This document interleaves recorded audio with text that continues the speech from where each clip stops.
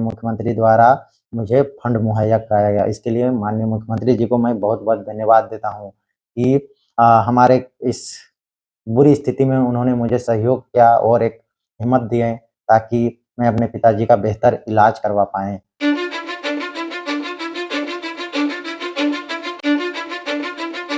नमस्कार, जोहार, मैं देव महतो झारखंड के रिगार्डिंग लगातार वीडियो बनाते रहता हूँ। आज का वीडियो झारखंड के नहीं बल्कि मैं अपनी खुद के प्रति वीडियो बना रहा हूँ, क्योंकि आपने देखा होगा कि 26 जनवरी के बाद मैं लगातार वीडियो बनाना बंद कर दिया है।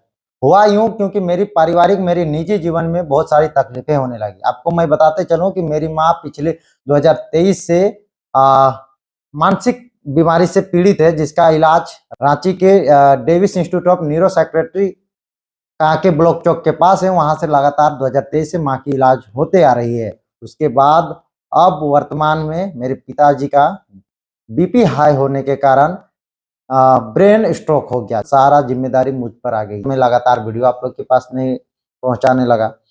मैं झारखंड के रिगार्डिंग लगातार वीडियो बनाने के लिए मुश्किल होने लगी, समय नहीं मिलने लगा, अपने पिताजी का सेवा करने लगा। लगातार मैं परेशान हो गई। कई लोग मेरे सहयोगी मुझे कॉल करके संतावना दिए, कई लोग बताएं कि यहाँ ले जाओ वहाँ ले जाओ। मैंने पहले आशा विहार ले गया, उसके बाद मैं बोकारो के जाने माने डॉक्टर लक्ष्मी मार्केट के बीएन प्रधान के यहाँ लेके गया। वहाँ से लाने के बाद भी पिताजी का कोई सुधार नहीं देखा। मैंने वहाँ पर सीटी स्कैन करवाया। उसके बाद पता चला कि नहीं, इनका ब्रेन स्ट्रोक हुआ है। ब्रेन स्ट्रोक से पैरालिसिस हो जाता है, जिसमें से एक साइड का बॉडी काम करना बंद कर देता है। मेरे राइट साइड में मेरे पिताजी का जो पैर है, हाथ है और मुंह टेढ़ा हो गया और जबान पूरा बंद हो गया।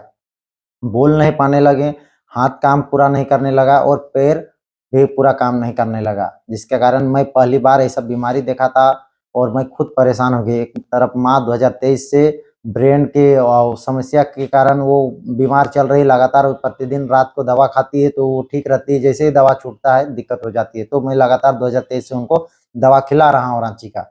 उसके बाद मेरे पिताजी का बीपी हाई होने के कारण ये ब्रेन स्ट्रोक हो गया। मैं काफ़ी परेशान हो गया। बहुत कम उम्र में इतनी बड़ी ज़िम्मेदारी मिल गई मुझ पर। मेरे बड़े भाई हैं और उनके भी परिवार हैं, भैया हैं, भाभी हैं, बच्चे हैं, तो अपना वो पारिवारिक जीवन में व्यस्तता होने के कारण सब मुझे ही देखनी पड़ती थी, जिसके कारण मैं भाग-दौड़ की इस ज़िंदगी में मैं खुद परेशान हो गया। मैं जो लोग जहाँ बता रहे थे इलाज कराने के लिए, वहाँ मैं लेके जाने लगा।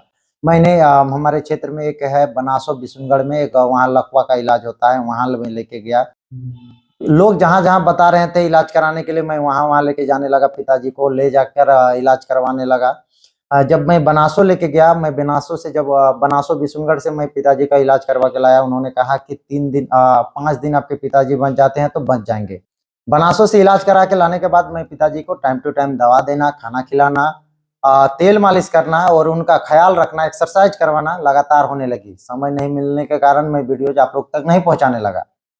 उसी बीच मेरे पिताजी का पता नहीं, सब लोगों का अलग-अलग मानसिक होता है। मेरे पिताजी बहुत छटपटाते थे, एक पल भी नहीं सोते थे, एक पल भी नहीं बैठे रहते थे, इधर से उठना, इधर जाना, जिसके कारण अंदर के रूम से जब उठने के सोचे, कुछ दिन हुआ था 4-5 दिन, वो सोचे कि उठ जाएँगे, एक साइड बॉडी काम नहीं कर रहा था, जिसके कारण वो फिर बेड से उठे और बगल में बक्सा रखा था, उसमें जो कोना होता है, उस कोना के भाग पे माथा टकराया और बॉडी में भी जहाँ-तहाँ चोट लगी और माथा में टकराया बक्सा का कोना, जिसके कारण उनका माथा फट गया। माथा फटने के कारण ब्लीडिंग पूरा होने लगा, 3 टाँका लगा। बाद 8 दिन हुआ, 8 दिन के बाद पिताजी फिर गिर गए हैं, चौकी से गिर गए हैं और बरामदा में, वहाँ से गिरे हैं और पूरा माथा फट गया।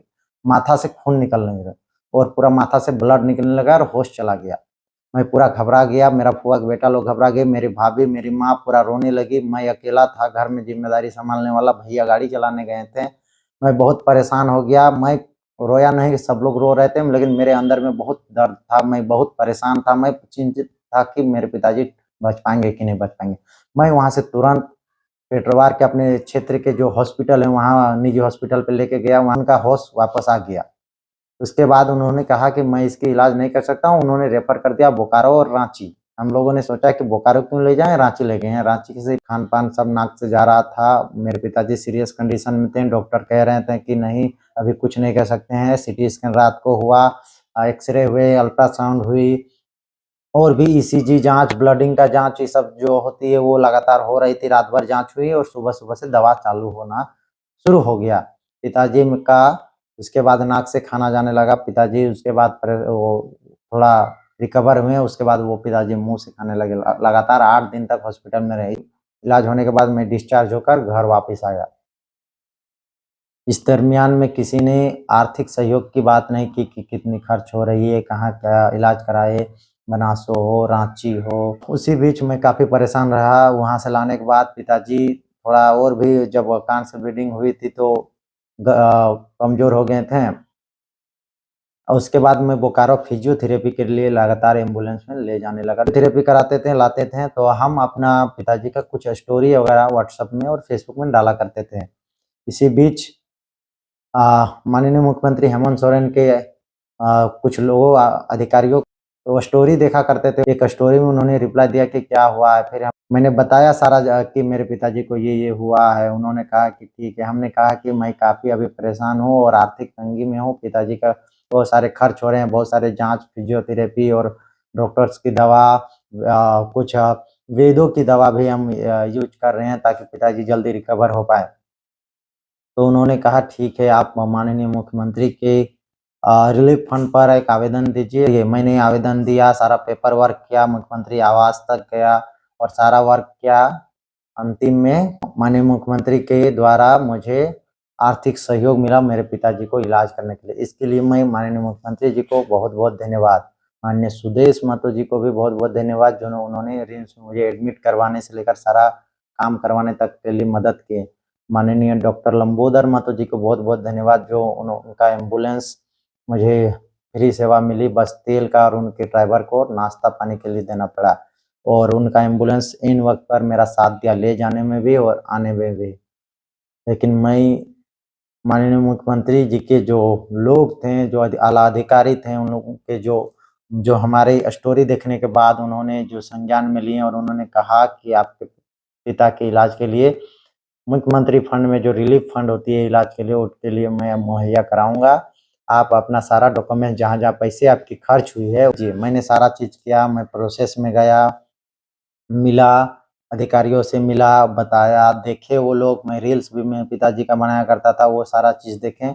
उसके बाद माननीय मुख्यमंत्री द्वारा मुझे फंड मुहैया कराया गया। इसके लिए माननीय मुख्यमंत्री जी को मैं बहुत-बहुत धन्यवाद देता हूँ कि हमारे इस बुरी स्थिति में उन्होंने मुझे सहयोग किया और एक हिम्मत दिए ताकि मैं अपने पिताजी का बेहतर इलाज करवा पाएँ। और लगातार अभी मेरे पिताजी का इलाज चल ही रहा है। अभी वर्तमान में मेरे पिताजी का दायाँ हाथ बिल्कुल काम नहीं करता है, दायाँ पैर थोड़ा-मोड़ा काम करता है, मुँह तुतलाहट है, अभी अच्छे से बोल नहीं पाते हैं और मुँह से लार निकलती है। मैं अभी वर्तमान में बहुत ही मुश्किल से ये वीडियो बना रहा हूँ। अभी भी मैं इसमें रीटेक कई बार लिया, क्योंकि मेरे पिताजी मेरे अभी बगल में ही हैं और वो बहुत छटपटाते हैं, जिसके कारण मैं कहीं जा नहीं पाता हूँ। कई क्षेत्र से मुझे बुलावा भी आती है कि आके यहाँ वीडियो बनाओ, लेकिन मैं जा नहीं पाता हूँ क्योंकि मेरे पिताजी किसी का बात भी नहीं सुनते हैं, वो सिर्फ़ मेरा ही सुनते हैं। हम उनको डराते भी हैं, उनको धमकाते हैं, उनको लाड़ भी प्यार भी करते हैं। बाकी घर वालों की बात वो नहीं सुनते हैं, जिसके कारण ये टहनी में, गाल में, ठेहुना में, कमर में, जाँघ में कई चोटें आई हैं गिर-गिर कर। और हम रहते हैं तो सारा हम उनका देखभाल करते हैं। कई लोग मुझे ये भी कहते हैं कि आप बहुत लकी हो, आपको बहुत पुण्य का काम कर रहे हो। आज के समय में कोई अपने पिताजी को इतना सेवा नहीं करता है। तो ये और मुझे सराहना कर रहे हैं, इसमें सराहना करने वाली कोई बात नहीं है। अगर आप जब हम जन्म लिए थे उस टाइम मेरे माता-पिता मेरे सारा वही चीज़ करते थे। हम तो बच्चे थे, नादान थे, लेकिन मेरा जो देखभाल करना मेरे माता-पिता ने किया, तो अगर वो बूढ़े हो रहे हैं तो वो भी तो एक बच्चे ही हो रहे हैं, तो उसका देखभाल हम क्यों ना करें, ये हमारी ज़िम्मेदारी है।